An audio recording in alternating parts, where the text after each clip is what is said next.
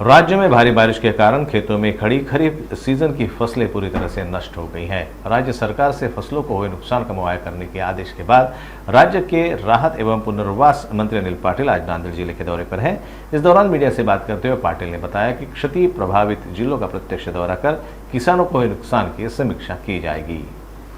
आता सततचा पाऊस असेल, अतिवृष्टी असेल, त्या दृष्टिकोनातून राज्याच्या मुख्यमंत्री आणि दोन्ही उपमुख्यमंत्र्यांनी मला 1-4 दिवसापूर्वी एक सूचना दिली आणि मराठवाडा आणि विदर्भातल्या काही जिल्ह्यांमध्ये जाऊन प्रत्यक्ष जाऊन आढावा हा त्या जिल्हाधिकाऱ्यांकडून घेऊन त्याचे प्रस्ताव तातडीने आयुक्तांमार्फत शासनाकडे सबमिट करण्याच्या दृष्टिकोनातून प्रक्रिया लवकर झाली पाहिजे, या दृष्टिकोनातून आजचा हा मराठवाड्यातला खऱ्या अर्थाने माझा दौरा आहे।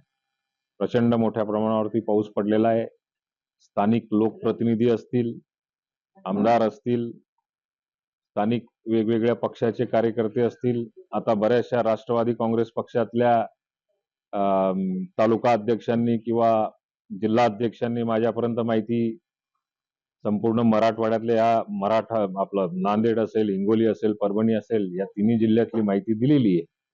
आमच्यासोबत आमदार विटेकर सुद्धा आहेत। आता आम्ही प्रत्यक्ष त्या जिल्ह्यामध्ये जाऊन तो आढावा घेतला जाईल आणि याचे पंचनामे करून शासन स्तरावरती आल्यानंतर लवकरात लवकर कशी मदत देता येईल याच्यावरती विचार होईल। आता पुराच्या हानीमुळे पशुधन असेल, तुमचं मनुष्याची हानी झाली असेल, मृत्यू कोणी व्यक्ती झालेले असतील, विजेचे खांब काही ठिकाणी तुटलेले असतील, गावामध्ये घरांमध्ये पाणी शिरलेलं असेल, अनेक प्रकारच्या ज्या आपत्ती आलेल्या असतील पावसाच्या पाण्यामुळे किंवा पुराच्या पाण्यामुळे, या सगळ्या आपत्तीचा आढावा जो आहे तो जिल्हाधिकारी कार्यालयामध्ये त्या विभागाकडून घेतला जाईल आणि त्या जिल्ह्यामध्ये त्या सूचनाही दिल्या जातील की तातडीने या कारवाया शेतकऱ्यांच्या दृष्टिकोनातून, ग्रामीण भागातल्या दृष्टिकोनातून तातडीने कारवाई झाली पाहिजे, त्या दृष्टिकोनातून आजची आढावा बैठक आम्ही आयोजित केली।